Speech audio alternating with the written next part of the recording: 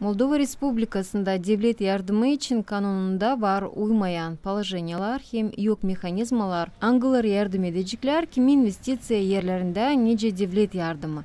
Kanunda hepele yok положениялар ne bağlı devlet yardımından. Bunun için Bakanlık Komitesi kendi tarafından geliştirir değişilmekleri 2016 yılın investitsiyalar için kanununa.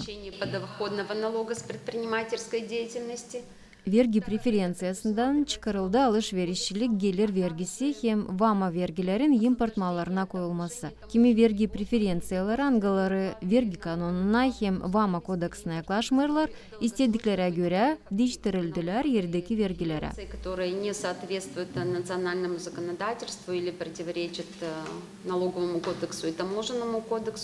Yerideki kuvvetler investorlara subsidiyaları 5 yılına verirler hesabı alarak regionun bütçetini.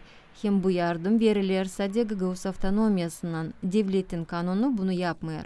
Angı orada iş yerlerini investorlar açacaklar, dil önemli söyledi Gagavuzya'nın ekonomika hem turizma bakanının başı Natalya Çuvalskaya.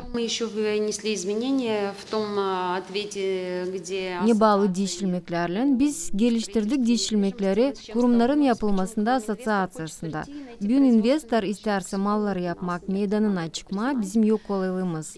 Kanuna göre taylar investorları angıları endüstriye yerlerini isterdiler yapma, yapıları düzmek için yer verilmerdi. Şimdi onu varınca yapma ama arendaya verme.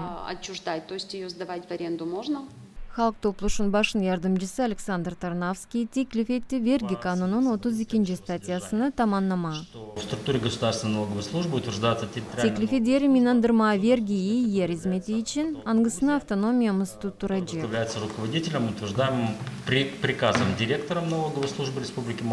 Bakanlık Komitesi'nin kanun tekliflerini profil komisyası tutturdu.